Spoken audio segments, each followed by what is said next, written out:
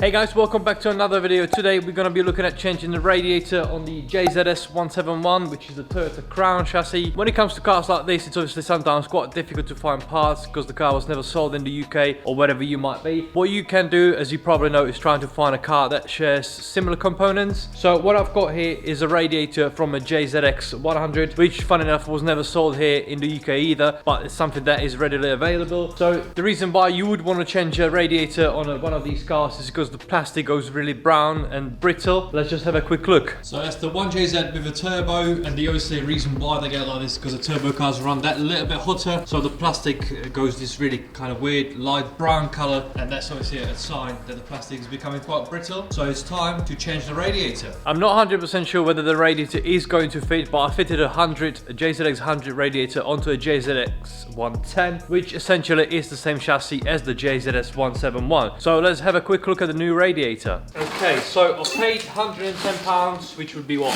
100 and maybe $50 in the States for the radiator, so don't expect anything spectacular, but it will be better than the ticking time bomb we've got in the car at the moment. If it is the same one that I fitted to the JZX110, which I think it is anyway, then it looks okay. It's just an aluminium radiator with a cord that looks like it should be on a Ford Focus. It's not very thick, but as I said, it's definitely something that is better than we've got on the car at the moment. But as I said, not very thick. I think it's only about 42mm. But yeah, here we have it. So now let's take the old radiator out. Plan of action is to remove the radiator with the shroud altogether. Then we're going to swap the shroud, which includes the electrical fan, and then drop it back in. First up, you're going to remove the top hose. Then we go underneath the car from the lift. We're going to block the bottom radiator hose. We're going to drain the radiator. I'm going to keep the coolant because I've only got some junk stuff there, and the stuff is probably in there. It's probably better than the one I've got on the shelf. Then we're going to lift the radiator out and yeah, swap it all over.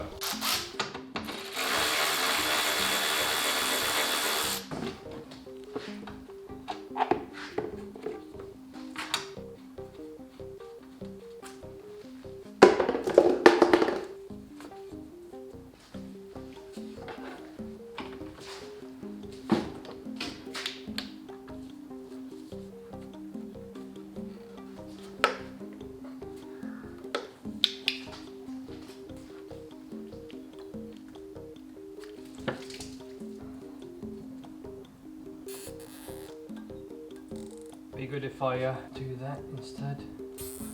Come on, that's it. Now disconnect all the electric fans as well as the, I think it was that speed controller for the fans.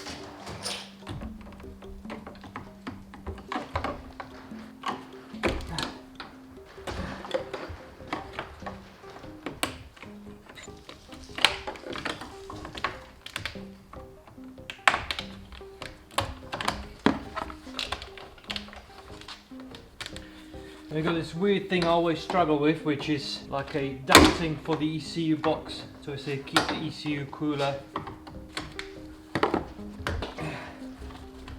That's that. Tuck the wiring on the side. Okay, so I think we pretty much done on top, apart from under these two. Well, we're gonna do that when we actually removing the radiator.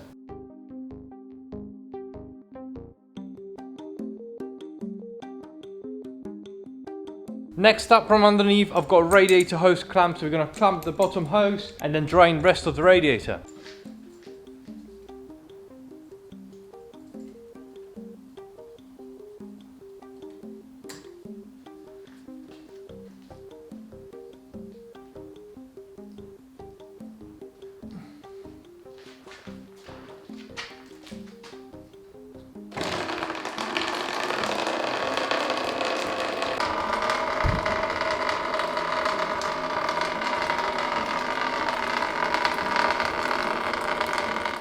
Most likely your car will be automatic, so you will have the cooler lines from the gearbox running into the radiator because it shares the cooler with the transmission. So what you will have to do is fit a separate cooler, perhaps run the line past the radiator in front of the air conditioning condenser. That is what you have to do. I don't, because I'm going to be converting it to a manual in the next couple of weeks. So what I will do, I'm going to take probably the shorter line and I'm just going to loop it back in. So that will do for a couple of weeks, but that's not something you want to do long term. So you will need to install a separate cooler.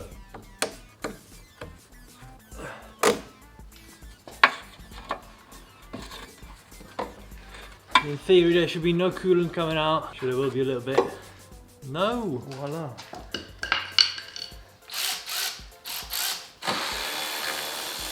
If I've done everything right, all we have to do is now undo these two radiator brackets.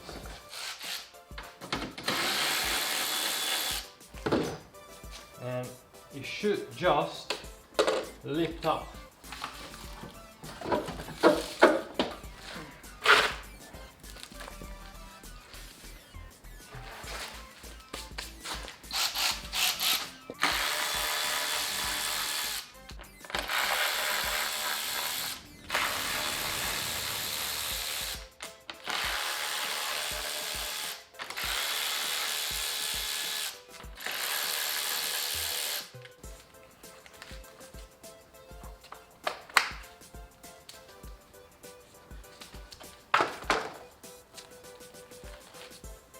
So even though it looks like a core from a Ford Focus, it's actually a little bit thicker than that, so that's good. Let's put that shroud on there, fingers crossed it fits. Okay, fingers crossed, it's going to be the same as the JZX110 and it's going to bolt up. And it's not. Okay, so the answer is no, JZX100 radiator is not going to fit. But what we're going to do, we're going to make it fit. I assume you could probably get a shroud from a 110 JZX or perhaps even a Lexus RS200 and 300, not entirely sure. But let's make this radiator shroud fit the radiator we have. So, gonna do these bolts up.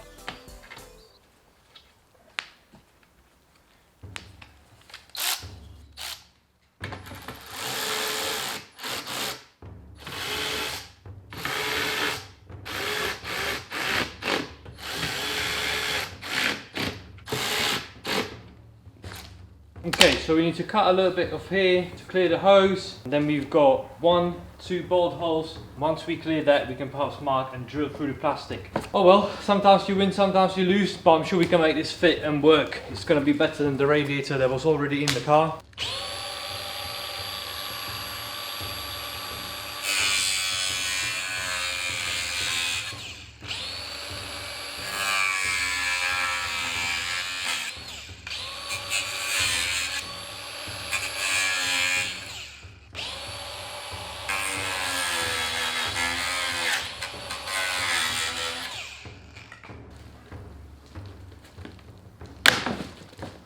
No, a bit more.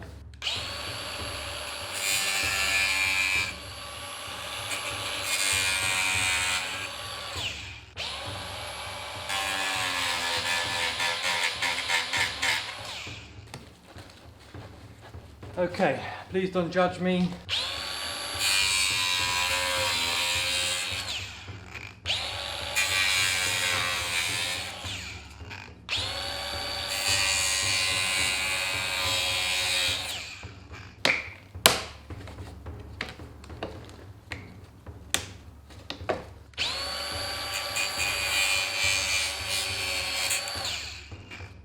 To clear a little bit for the drain.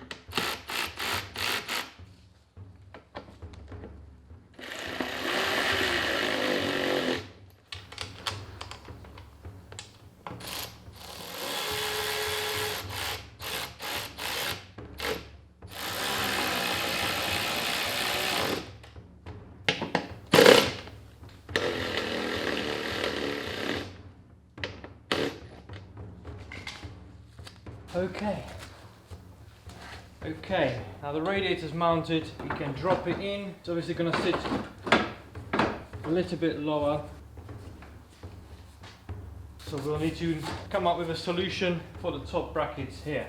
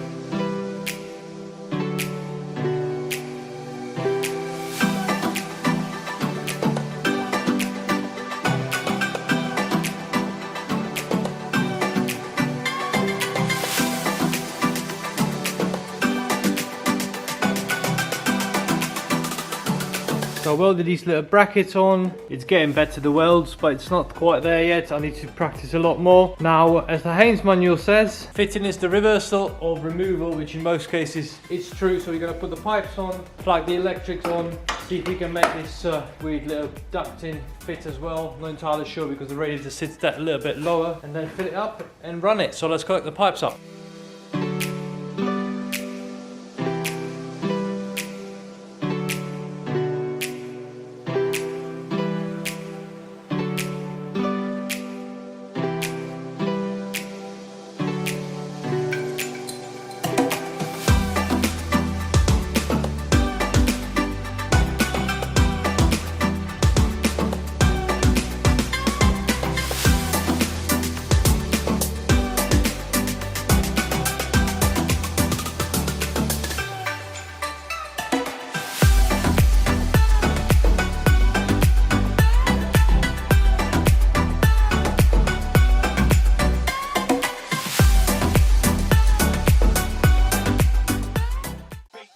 So, will JZX100 radiator fit? Yeah, I guess so. It's a little bit of work. So if you're in a absolute shit, your radiator blown up and you need your car, yeah, buy JZX100, you can make it fit. You don't have to weld it like I did. So yeah, it's a good solution, but as I said, it's not perfect.